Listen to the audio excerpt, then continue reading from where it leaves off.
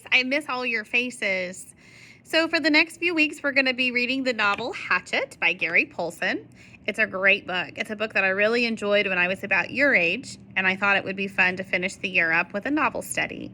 So in your locker cleanout boxes, I had put a packet together. So you should have already found like your extra math pages for the year, your WLRs, for you to continue to practice those good grammar skills. And then also I put together a packet for Hatchet. So with Hatchet, I'm going to be assigning you different pages. Don't feel like you need to do the packet all at one time. So only do those when I start assigning them through your Google Classroom. Today we're going to read chapter 1.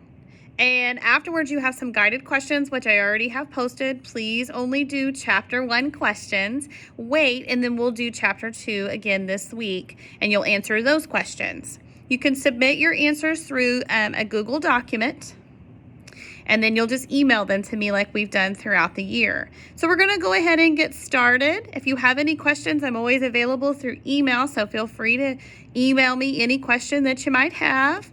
Reach out. I don't have specific office hours, so you can email me anytime. But we're going to go ahead and get started. I hope you really enjoy this book. So this book is Hatchet by Gary Polson. Brian Roberson stared out the window of his small plane at the endless green northern wilderness below. It was a small plane, a Cessna 406. A bush plane, and the engine was so loud, so roaring and so consuming loud, that it ruined any chance for conversation.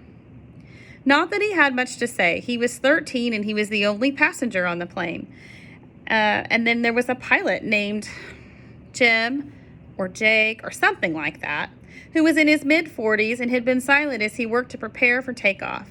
In fact, since Brian had been in the small airport in Hampton, New York, to meet the plane and driven by his mother, the pilot had only spoken about 5 words to him. "Get in the co-pilot seat," he said, which Brian had done. They had taken off, and that was the last of the conversation. There had been the initial excitement, of course. He had never flown in a single-engine plane before, and to be sitting in the co-pilot seat with all the controls right in front of him, all the instruments in his face as the plane clawed for altitude, jerking and sliding on the wind currents as the pilot took off. It had been interesting and exciting, but in about 5 minutes they had leveled off at 6,000 feet and had headed northwest, and from then on the pilot had been silent, staring out the front, and the drone and the engine had been all that was left. The drone and the sea of green trees below the plane's nose flowed to the horizon and spread with lakes, swamps, and wandering streams and rivers. Now Brian sat looking out the window with the roar thundering through his ears, trying to catalog what had led up to taking this flight. The thinking started. Always it started with a single word: divorce. It was such an ugly word, he thought. A tearing, ugly word that meant fights and yelling and lawyers. Gosh, he thought he hated lawyers who sat with their comfortable smiles and tried to explain to him in legal terms how all that he had lived in was coming apart, the breaking and shattering of all the solid things, his home, his life, and all the solid things. Divorce. A breaking word, an ugly word. Divorce, secrets. Not secrets so much as just the secret. What he knew and had not told anybody. What he knew about his mother that had caused the divorce, and what he knew, the secret. Divorce, the secret. Brian felt his eyes beginning to burn and knew that there would be tears. He had cried for some time, but that was gone now, and he didn't cry anymore. Instead, his eyes burned, and tears came, the seeping tears that burned that he didn't cry. He quickly wiped his eyes with his fingers and looked at the pilot out of the corner of his eye to make sure that he hadn't noticed the burning or the tears. The pilot sat large, his hands lightly on the wheel and his feet on the rudder pedals below. He seemed more like a machine than a man, an extension of the plane. On the dashboard in front of him, Brian saw dials and switches and meters and knobs and levers and cranks and lights and handles, and they were all wiggling and flickering and indicating nothing that he understood. And the pilot kind of seemed the same way, just part of the plane, not human. When he saw Brian look at him, the pilot seemed to open up a bit, and he smiled. "Ever been in the co-pilot seat before?" He leaned over and lifted the headset off of his right ear and put it on his temple, yelling to overcome the sound of the engine. Brian shook his head. He had never been in any kind of plane before, never seen the cockpit of a plane except in films or television, and it was loud and confusing. First time. It's not as complicated as it looks. Good planes like this practically fly themselves, the pilot shrugged. Makes my job really easy. He took Brian's left arm. Here, put your hands on the controls and your feet on the rudder pedals, and I'll show you just what I mean. Brian shook his head. I better not. Sure, give it a try. Brian reached out and took the wheel in a grip so tight that his knuckles were white. He pushed his feet down on the pedals and the plane slowed suddenly to the right. Not so hard. Take her light. Take her light. Brian eased off, relaxing his grip a bit.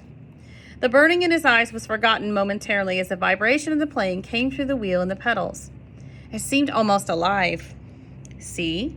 The pirate let go of the wheel and raised his hands in the air and took his feet off the pedals to show Brian that he was actually flying the plane alone. Simple. Now turn the wheel just a little to the right and push on the right rudder and the pedal a small amount. Brian turned the wheel slightly and the plane immediately banked to the right, and when he pressed on the right rudder pedal, the nose slid across the horizon to the right. He let off the pressure and straightened the wheel, and the plane straightened itself. Now you can turn and bring her back to the left a little. Brian turned the wheel to the left and pushed the left pedal, and the plane came around again. It's easy, he smiled. At least this part. The pilot nodded. All of flying is easy. It just takes some learning, like everything else. Just like everything else. He took back of the controls then, and he reached up and rubbed his left shoulder. Aches and pains. Must be getting kind of old. Brian let go of the controls and moved his feet away from the pedals as the pilot put his hands on the wheel. Thank you. But the pilot had his headset back on, and the gratitude was lost in the engine's noise, and things went back to Brian just looking out the window of the oceans of trees and lakes. The burning eyes did not come back, but memories came flooding in. The words, always words. Divorce, the secret, fights, split, the big split. Brian's father did not understand, as Brian did. Knew only that Brian's mother wanted to break the marriage apart. The split had come, and then the divorce was so fast, and the court had left him with his mother except for the summers, what the judge called visitation rights. So formal. Brian hated judges as he hated lawyers, judges that leaned over the bench and asked Brian if he understood where he wanted to live and why. Judges with the caring look that meant nothing as lawyers said legal phrases that meant nothing to him. In the summer, Brian would live with his father, and in the school year, he lived with his mother. That's what the judge said anyways. After looking at the papers on his desk and listening to the lawyers talk, words. Now the plane lurched slightly to the right, and Brian looked at the pilot. He was rubbing his shoulder again, and there was suddenly a smell of body gas in the plane. Brian turned back to avoid embarrassing the pilot. It was obvious he was in some kind of discomfort. Must have some stomach troubles. So the summer was the first summer that he was allowed to have visitation rights with his father, and the divorce only 1 month old. Brian was headed north. His father was a mechanical engineer who had designed or invented a new drill for oil drilling, a self-cleaning, self-sharpening bit. He was working in the oil fields of Canada, up on the tree line where the tundra started and the forest ended. Brian was riding from New York with some drilling instrument. It was lashed down in the rear of the plane, next to the fabric bag the pirate called the survival pack, which had emergency supplies in case they wanted to make an emergency landing. That had to be specifically made in the city, riding in the bush plane with a pilot named Jim or Jake or something like that, who had turned out to be an all-right guy, letting him fly the plane and all. Except for that smell. Now there was a constant odor, and Brian took another look at the pirate and found him rubbing his shoulder and down and his arm up and down the left arm, letting go more and more gas and wincing. Probably something he ate, Brian thought. His mother had driven him from the city to meet the plane in Hampton, where it came to pick up the drilling equipment. A drive in silence. A long drive in silence. 2.5 hours of sitting in a car, staring out the window, and once, after an hour, when they were out of the city, she turned to him. "Look, can't we talk this over? Can't we just talk this out? Can't you tell me what's bothering you?" And there were those words again: divorce, split, the secret. How could he tell her what he already knew? So he remained silent, shook his head, and continued to stare, unseeing at the countryside, and his mother had gone back to driving, only to speak to him one more time when they were close to Hampton. She reached over the back of the seat and brought up a paper sack. "I've got something for you for your trip." Brian took the sack and opened at the top. Inside there was a hatchet, the kind with a steel handle and a rubber hand grip. The head was in the stout leather case that had been brass riveted belt loop. "It goes on your belt," his mother spoke now without looking at him. There were some farm trucks on the roads now, and she had to weave through them and watch traffic. The man at the store said you could use it, in the woods with your father. Dad, he thought. Not my father, my dad. Thanks, that's really nice. The words sounded hollow, even to Brian. Try it on. See how it looks on your belt. And he would normally have done so, but instead he said no, and said it looked too hokey to have a hatchet on your belt. Those were the normal things that he would have said, but her voice was thin, and it sounded like something thin that could break if you touched it. And he felt bad for not speaking to her, knowing what he knew, even with the anger, hot, white hate of anger at her. He still felt bad for not speaking to her. And so to humor her, he loosened his belt, pulled out the right side out, and put the hatchet on and threaded it through the belt. "Scooch around so I can see it." He moved around in the seat, feeling only slightly ridiculous. She nodded, just like a scout, my little scout. And there was a tenderness in her voice that when she said that. He was small, and tenderness that when he had been a small boy or was sick with a cold, she had put her hands on his forehead, and the burning came to his eyes again. And he turned away from her, and he looked out the window.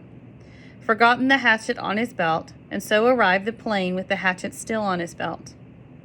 Because it was a bush flight with a small airport there was no security, and the plane had been waiting with an engine running when he arrived. He grabbed the suitcase and a small packed bag and ran for the plane without even so much as stopping to remove the hatchet. So it was still on his belt. At first he had been embarrassed, but the pilot had said nothing about it, and Brian forgot as they took off and began flying. More smell now. Bad.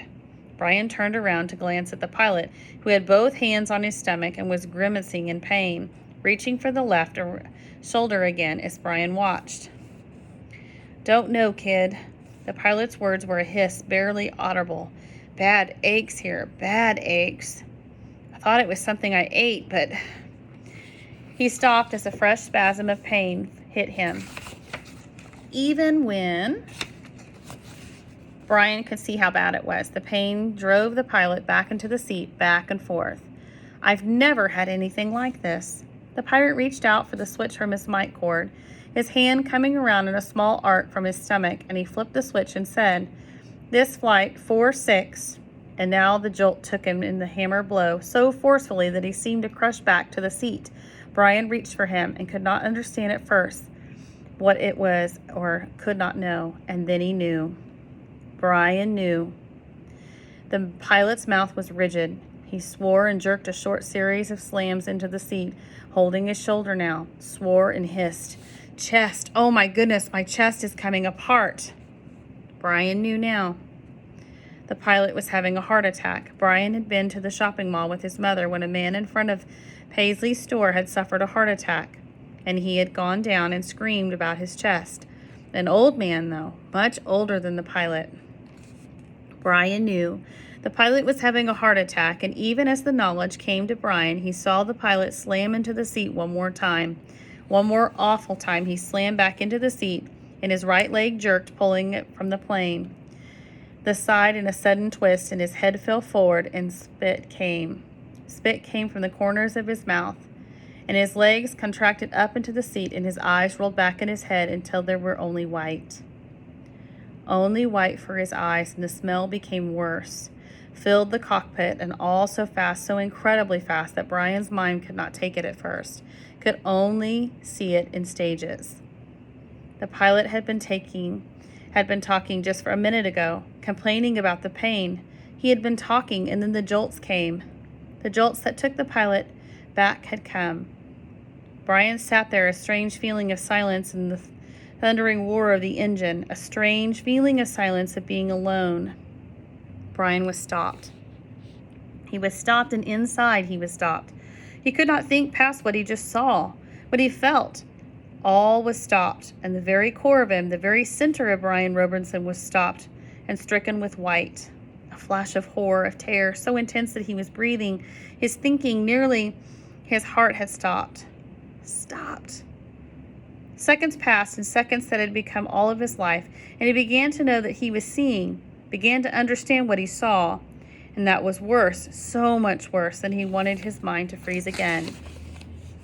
He was sitting in the bush plane, whirring 7,000 feet above the northern wilderness, with a pilot who had suffered a massive heart attack, who was either dead or was something close to a coma.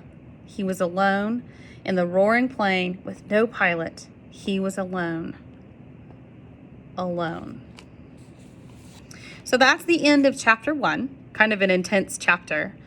So I want you to ask yourself, kind of think to yourself, what would you do in this situation? Would you try to fly the plane? Or try to call for help?